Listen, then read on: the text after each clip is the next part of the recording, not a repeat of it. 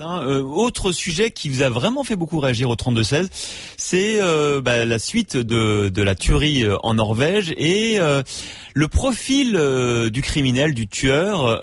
Vous avez beaucoup réagi à l'intervention de 8h10 de Mathieu Guidère, qui est professeur des universités, qui nous expliquait qu'il y avait un nouveau fondamentalisme chrétien. D'ailleurs, c'est vrai que le Breivik se revendique de la mouvance fondamentaliste chrétienne. Et il nous expliquait qu'il y avait des centaines d'individus qui, après le 11 septembre, avaient réagi dans une forme de croisade contre, effectivement, les autres fondamentalistes, les fondamentalistes islamistes. Vous êtes nombreux, par exemple, Paul, qui est en Haute-Loire, chef d'entreprise, 31 ans. Paul, bonjour. Bonjour. Vous vouliez réagir à tout ça, oui. Paul? Moi, je réagis à plusieurs choses. D'abord, premièrement, on nous dit qu'il est fondamentaliste chrétien et franc-maçon. C'est vrai que c'est un peu contradictoire. C'est même beaucoup contradictoire. C'est vrai. C'est lui qui se définit comme ça. Vous avez vu, il pose à la fois en costume de croisé et en costume de franc-maçon. Oui, alors ça, en fait, l'explication, je peux vous la donner, elle est assez facile. C'est que, d'abord, si on arrêtait en France d'enseigner les croisades à la manière d'Al-Qaïda, on l'enseigne à ces personnes, on éviterait ce genre de problème. Qu'est-ce que vous voulez dire? C'est-à-dire, il faudrait expliquer quoi, Paul? Dites-nous sur les croisades. Ce que je veux dire, c'est que les croisades, c'est pas du tout une guerre, je veux dire, il n'y a pas de haine entre les deux nations au niveau des croisades. Quand on touche aux sources historiques des croisades, notamment quand on voit le dialogue qui existe, par exemple, entre Saladin et Richard Cœur de Lion, ou entre Saladin et Baudouin IV, qui est l'un des derniers rois de Jérusalem, on s'aperçoit qu'il y a un respect mutuel. Saladin prend même en exemple les chrétiens en disant à ces musulmans, voyez les chrétiens comme ils se battent pour leur foi, faites de même. Ce que je veux dire par là, c'est que la réponse, l'enseignement qui est fait des croisades, alors que nous avons de très grands historiens en France, je ne vais pas tous les citer, mais des très grands historiens, fait qu'on présente ça comme étant une guerre et présentant une haine entre deux peuples, entre deux religions, alors qu'en fait, si vous voulez, il y a un acte de foi d'un côté comme de l'autre, certes, qui est forcément mal interprété, qui est mal orchestré, puisque une guerre ne peut pas se justifier. Mais ce que je veux dire, c'est qu'il n'y a pas cette haine de l'islam, ou il n'y a pas cette haine du chrétien quand on lit les sources authentiques. Je rappelle qu'à l'origine, les croisades, c'était pour effectivement assurer la sécurité des lieux saints, notamment à Jérusalem. Oui, mais après, il y a plein d'explications sur les croisades. Les croisades, c'est une période qui s'étend sur 2-3 siècles. Et si vous voulez, l'explication actuellement, c'est que un certain nombre d'ordres, comme les Templiers, ont été donc, attaqués par Philippe le Bel. Donc, ils ont été condamnés lors d'un concile. Et donc, effectivement, à un moment, ces Templiers ont dû, comme les Jésuites à une autre époque, ont dû se cacher. Donc on les a assimilés dans l'imaginaire populaire et de certains historiens, pseudo-historiens, on les a assimilés à des groupes occultes comme la franc-maçonnerie, ce qui fait que certaines personnes confondent les deux. Mais si vous voulez, moi ce qui me gêne dans l'aspect fondamentaliste chrétien dont il se reconnaît, c'est que, je ne sais pas si vous avez lu tout ce que cette personne a écrit, mais il n'y a aucune référence au Christ. Alors, chrétien, c'est Christos Anne, quelqu'un qui est chrétien, qui est quelqu'un qui appartient au Christ et qui ne fait aucune référence au Christ. Moi, ça me pose un problème, je dirais. Je me pose la question, en fait, de ce que c'est que ce fondamentaliste chrétien. Alors, vous avez entendu Mathieu Guidère ce matin, qui a écrit un livre sur l'autre terrorisme, disait que effectivement, c'était plus le sentiment d'être des sortes d'élus, de devoir défendre un continent, sa nation contre l'étranger. C'était pas raciste, il le disait aussi, mais que c'était effectivement une sorte de volonté de défendre des valeurs auxquelles il croyait. Mais ceci dit, ce que vous dites, Paul, c'est intéressant. En même temps, il y a beaucoup de musulmans qui ne se reconnaissent pas non plus dans les fondamentalistes islamiques. Mais attendez, moi je vais vous refaire une explication. Moi mon meilleur ami qui était témoin à mon mariage est musulman et théologien musulman. Donc on a eu énormément de dialogues et on a intervenu à de nombreuses reprises dans les universités, notamment en Bretagne, pour présenter le dialogue entre l'islam et l'Église catholique. Si vous voulez, aujourd'hui, les fondamentalismes musulmans, il faut d'abord savoir qu'il y a une culture du terrorisme chez les fondamentalistes musulmans, c'est-à-dire que les terroristes musulmans existent depuis quasiment l'an 1000. C'est une secte qu'on appelait les assassins, qui vient du mot hashish, hashishim. Donc c'est des gens qui se droguaient, qui se jetaient sur un certain nombre de nobles, notamment de l'islam, avec un poignard au milieu de la foule qui les tuait et qui ensuite évidemment se faisait massacrer par la foule en délire. Donc c'est les prémices du terrorisme.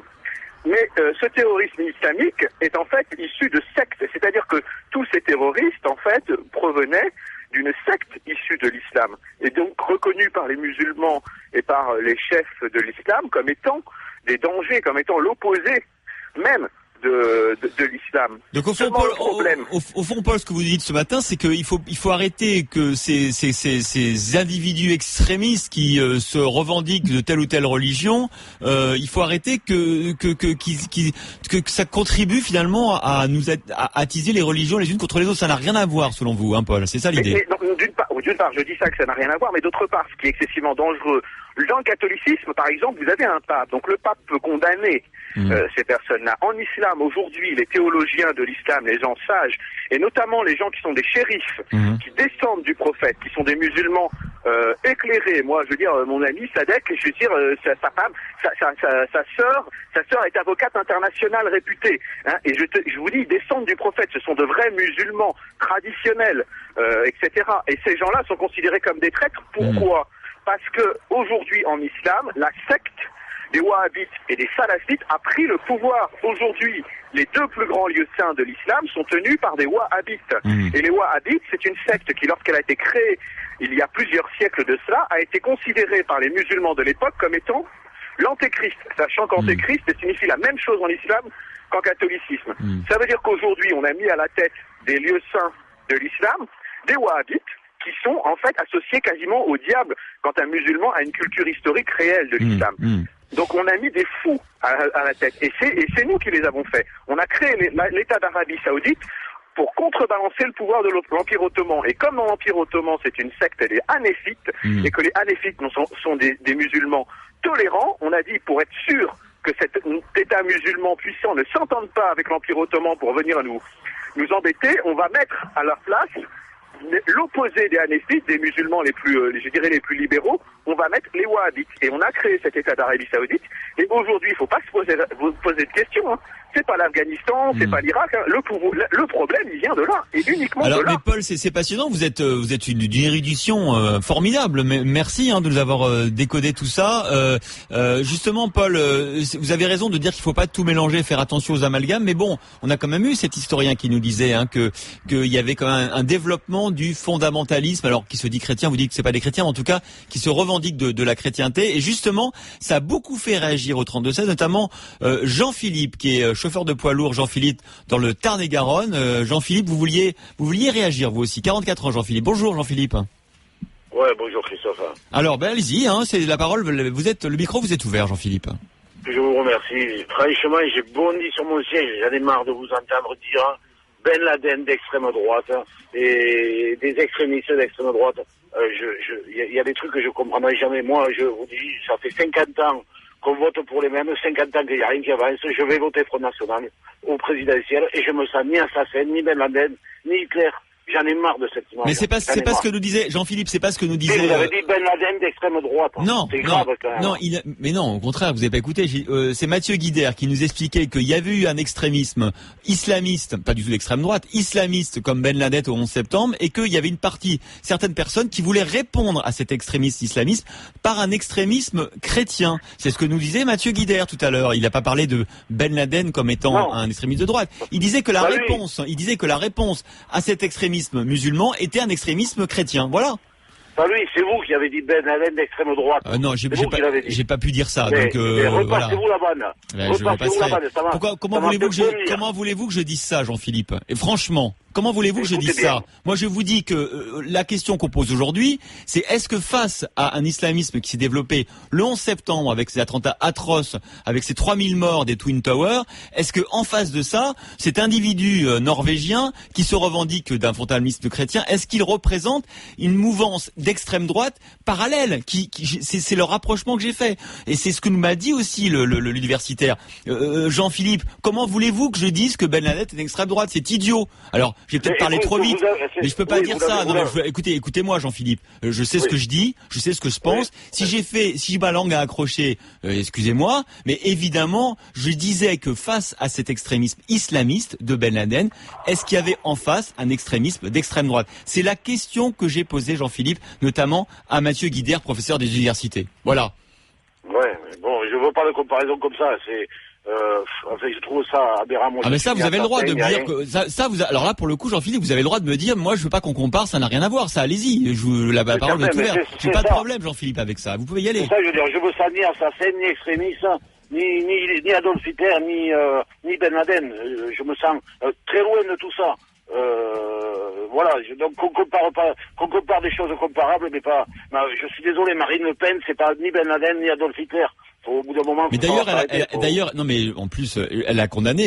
Hier, moi je l'ai dit hier au micro. Elle a condamné cet acte odieux. Et voilà, voilà encore une fois. J'espère qu'il n'y a pas eu de confusion. Moi, ce que je dis simplement, c'est que certains historiens ont expliqué qu'il y avait peut-être une réponse qu'on ne voyait pas parce que pour l'instant, aucun extrémiste n'était passé à l'acte. Ça n'a rien à voir peut-être avec le Front National de Marine Le Pen. Je dis pas ça. Je dis qu'il y a une frange de l'extrême droite. On en a parlé du fondamentalisme chrétien. Lui se revendique. Quand vous voyez ses photos sur internet, soit il est en croisée, soit voilà, et puis il dit qu'il mais bon, mais ça effectivement, je suis d'accord, Jean-Philippe, vous avez raison, ça n'a absolument rien à voir aujourd'hui avec le Front National de Marine Le Pen. On n'a jamais dit ça à l'antenne. Voilà, on n'a jamais dit ça à l'antenne, Jean-Philippe. Le nazisme n'a rien à voir avec le Front National, c'est clair. Quoi. Mais j'espère bien. Non, mais il n'y a pas de souci, Jean-Philippe. Voilà. Voilà, alors, quand on parle de trucs comme ça, d'assassins, on met toujours l'extrême droite à côté. Il est d'extrême droite, il est ça, et ça n'a rien à voir. Moi, je suis persuadé que la plupart des gens qui vont voter Marine ou qui ont des idées comme ça, j'espère de tout mon cœur que ils sont pas extrémistes à ce point-là, quoi. Voilà. Bon, merci Jean-Philippe pour votre appel au 32-16. Vous voyez, c'est la liberté sur RMC. Vous pouvez toujours réagir et s'il y a eu des choses.